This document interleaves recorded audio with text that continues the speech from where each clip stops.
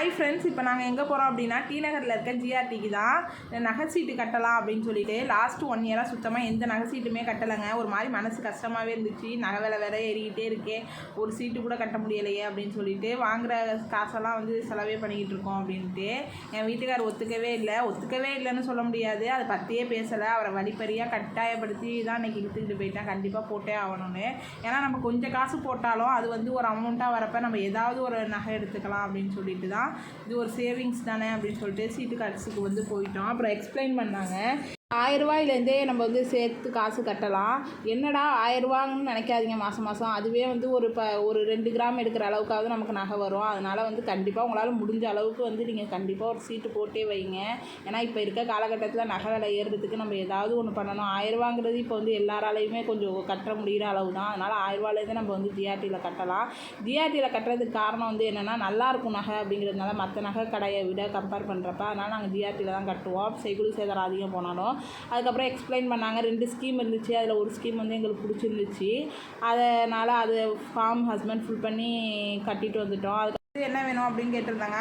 அங்கே கொடுக்குற ஜாமான்லாம் வந்து சுத்தமாக நல்லா இல்லை. சரின்ட்டு சில்வரில் வவுச்சர் இருக்குது, நீங்கள் இந்த 11 மாதத்தில் எப்போ வேணாலும் வாங்கிக்கலாம் அப்படின்னு சொன்னாங்க. சரி, நாங்கள் அடுத்த தடவை ஏதாவது சில்வர் வாங்கினா அதை வந்து யூஸ் பண்ணிக்கிறோம் அப்படின்னு சொல்லிட்டு அந்த கிஃப்ட் எதுவும் வாங்கலை.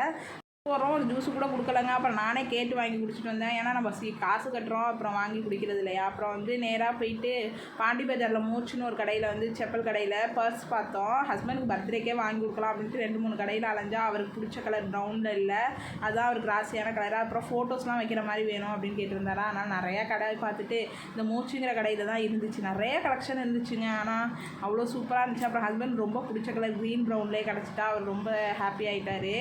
எனக்கும் ரொம்ப சாட்டிஸ்ஃபேக்ஷனாக இருந்துச்சு அந்த நாள். ஏன்னா சீட்டும் போட்டாச்சு, நகை சீட்டும் போட்டாச்சு, அப்புறம் ஹஸ்பண்ட் பிடிச்ச ஒரு கிஃப்ட் வாங்கி கொடுத்தாச்சு அப்படின்னு சொல்லிட்டு ரொம்ப சூப்பராக இருந்துச்சுங்க. ஹேண்டில் பண்ணுறதுக்கு நல்லா ஸ்மூத்தாக இருந்துச்சு. சேம் டைம் வந்து நிறையா ஸ்பேஸ் எல்லாம் நிறையா இருந்துச்சு, காயின் வைக்கிற மாதிரி, ஃபோட்டோஸ் வைக்கிற மாதிரிலாம். அதனால் அவருக்கு ரொம்ப பிடிச்சி போயிட்டு. அப்புறம் நிறையா ஹேண்ட்பேக்ஸ்லாம் இருந்துச்சு, அதெல்லாம் பார்த்துட்டு ஃபோட்டோஸ்லாம் மட்டும் எடுத்துகிட்டு வந்தாச்சு. அப்புறம் ஹஸ்பண்ட் வந்து அதில் காசு போட்டு நீயே கொடு அப்படின்னாரு. நான் தான் இல்லை, ஃபுல்லாக தான் போடணும் அப்படின்னு சொல்லிட்டு போடுறான்னா சுத்தமாக போடவே மாட்டேன்ட்டான், என்னன்னே தெரியல. சரி அப்படின்னு சொல்லிட்டு ஹஸ்பண்ட் நீயே போட்டு கொடுறி, நல்ல ராசியாக இருக்கும், காசு அப்போ தான் நிற்கும் அப்படின்னு சொல்லிட்டு கடைசியாக நானே போடுற மாதிரி ஆகிட்டேன். அவன் போடவே மாட்டேன்ட்டான். இந்த சந்தோஷம் நாங்கள் ஏதோ நம்ம கையால் போட சொல்கிறாரு, அவருக்கு காசு நிற்கணும்னு நினைக்கிறாரு அப்படின்னு சொல்லிட்டு. அதுக்கப்புறம் வீட்டுக்காரர் நான் வீடியோ எடுக்கிறேன் அப்படின்னு சொல்லிட்டு அவர் எவ்வளோ ஃபார்மலாக பர்ஸாக வாங்குறாரு பாருங்கள், நார்மலாக வாங்காமல். அப்புறம் பேசிகிட்டே எங்கள் நார்மலாக வாங்குங்க அப்படின்னு சொன்னேன்.